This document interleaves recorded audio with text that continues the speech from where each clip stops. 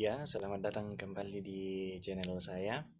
Pada kesempatan kali ini, saya akan menjelaskan tentang mengenai ringkasan tugas mata kuliah Teknologi Informasi yang merupakan salah satu mata kuliah di Prodi Sistem Informasi Universitas Sam Ratulangi. Jadi di sini saya sudah membuat ringkasan dari 3 paper dan saya akan menjelaskannya satu persatu. Yang pertama yaitu Man-Computer Symbiosis atau simbiosis manusia komputer. Paper ini dibuat oleh J.C.R.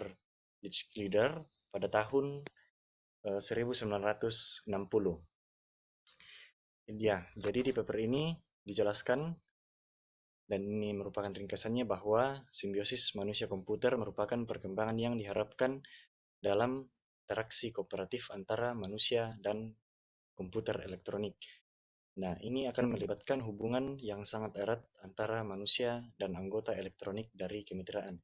Jadi di sini disebut simbiosis bahwa di sini diharapkan hubungan antara komputer dengan manusia yang tujuan utamanya adalah yang pertama untuk memungkinkan komputer memfasilitasi pemikiran formulasi seperti yang sekarang memfasilitasi solusi dari masalah yang dirumuskan.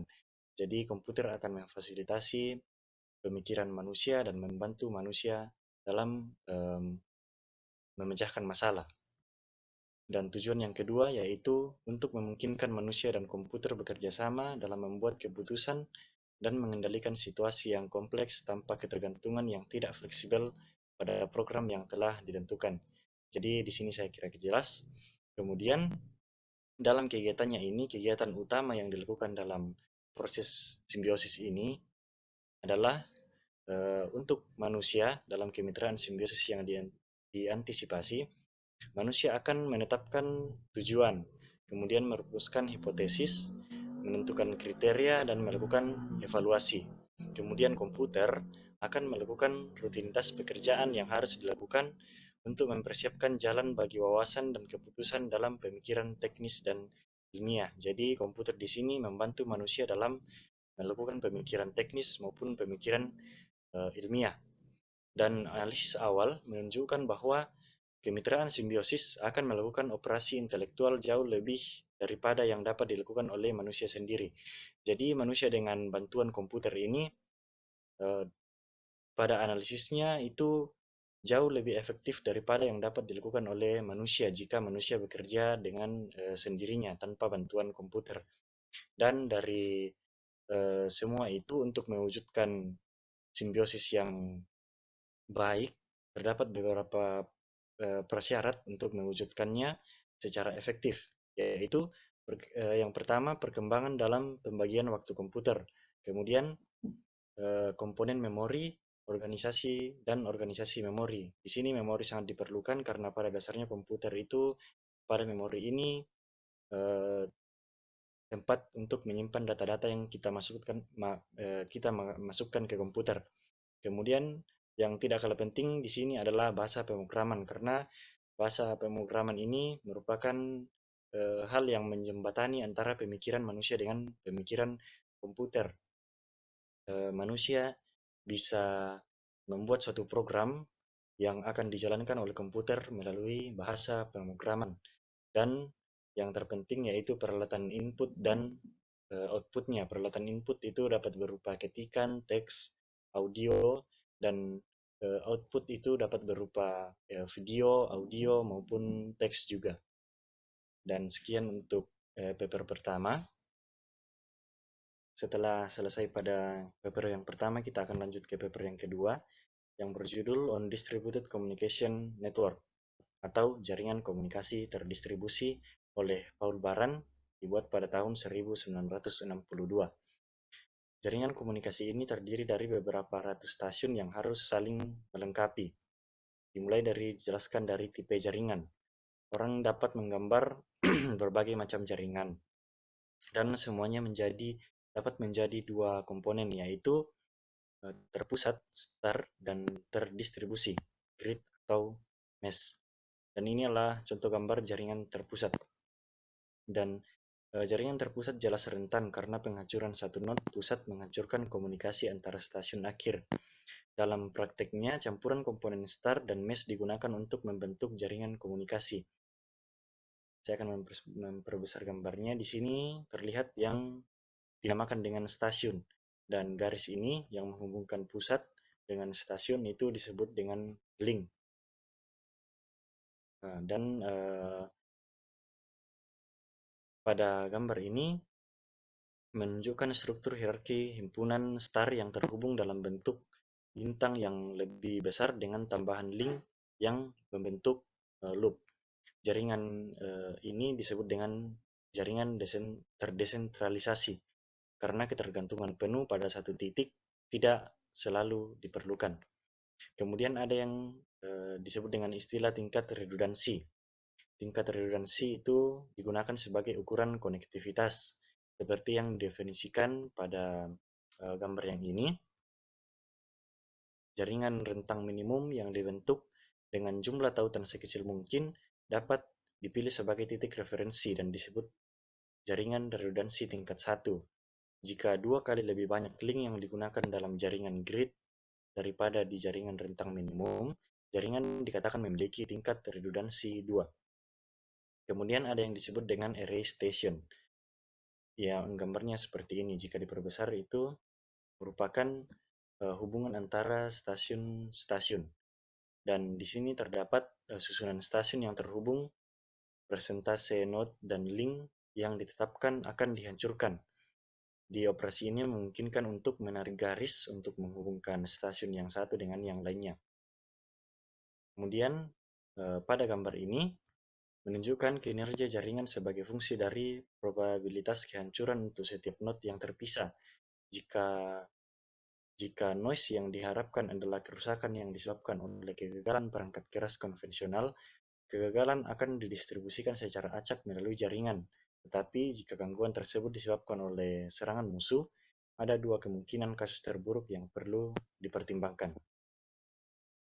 Dan yang terakhir, asumsi peralihan sempurna. Dalam tingkat redundansi, setiap node atau link memiliki kapasitas dan fleksibilitas switching untuk transmisi dari stasiun ke stasiun. Ya, dengan ini berakhir untuk paper kedua. Sekarang kita lanjut ke paper yang ketiga, berjudul Protocol for Packet in Network Intercommunication oleh Vinton G. Cerf dan Robert E. Kahn pada tahun 1974. Paper ini membahas aspek-aspek penting untuk meningkatkan efisiensi jaringan packet switching.